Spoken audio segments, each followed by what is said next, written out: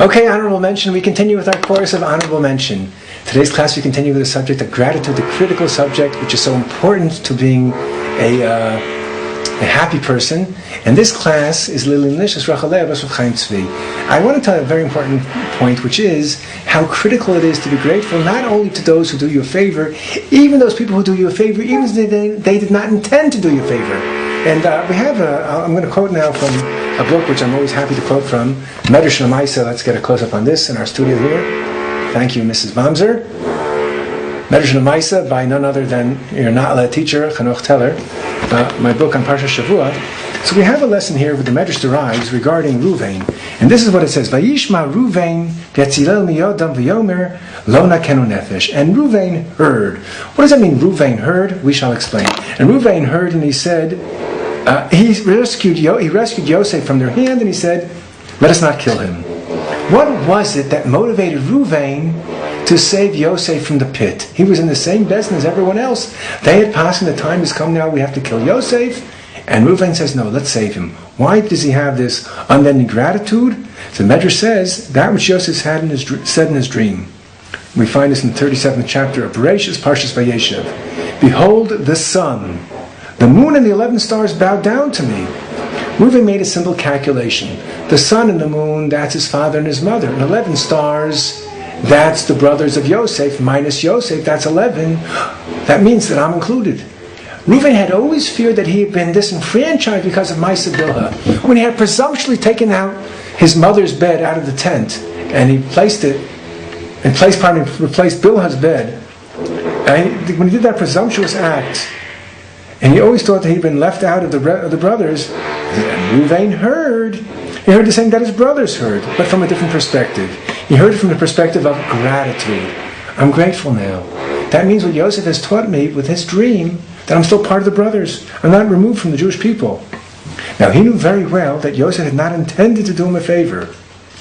And still, his gratitude was so great that he became the stenciled benefactor of Yosef. He saved his life out of gratitude. From here we learn, from this Medrash, that you always have to be grateful, even to an inanimate object. Rav Yisrael Zed Gustman, the Rosh Hashiva of Netzach Yisrael, was on the day, the Tug from the Rabbanon, the day that in Vilna they rounded up the 71 rabbis, the Gestapo, to murder them. Rav Gustman escaped. At one point, it was a very interesting story, he was in the room where they were about to torture, and he asked the guard, why are you doing this to me? He said, Valdu bista Rabbina, because you are a rabbi, and rabbis we have to torture. And at one point he managed to escape outside, and he hid in a potato patch. And they saw one of the Rabbina was missing. This was a very big infringement upon the final solution. So they sent out the SS with dogs to look for him. And one dog was licking his face. And one of the Nazi soldiers was standing on his elbow. And he recited Vidui again and again and again, and yet they did not detect him. And he managed to escape because he was hidden by this potato patch. And later, many, many years later, becomes a Rosh Yeshiva, the Netzach Yisrael Yeshiva. It's very interesting. He had a small yeshiva in America, even though he was one of the greatest Gedolim. Rav Gustman was on the Bezin of Chaim Moshe Grushinsky in Vilna at the age of 18, a giant of giants. And yet his yeshiva in America was not so great. It became a large yeshiva during the Vietnam War when they were draft dodgers. So thanks to the war in Vietnam, his yeshiva became one of prominence. And then he moved to Israel just at the time of, I believe it was the 6-Day War, or Yom Kippur War. I think it was the 6-Day War. I don't remember, 6-Day War, Yom Kippur War. And his students in America said, you have to come back. Who knows if Israel, what's going to happen? It's so dangerous. It was so dangerous in Israel, and they read the report in the New York Times that the Arab armies were amassing, they're going to push the Israelis into the sea. You have to come back to America. Now what happened was, at the same time that Rav Gustman came to Israel, Rav Aaron Lichtenstein, the son-in-law of Rabbi Soloveitchik, the great Rosh Yeshiva, the Gush Etzion Yeshiva, had also come on Aliyah. And so all the Israelis were drafted into the army, and Rav Aaron Lichtenstein was a newcomer. He wasn't yet entitled to be in the army.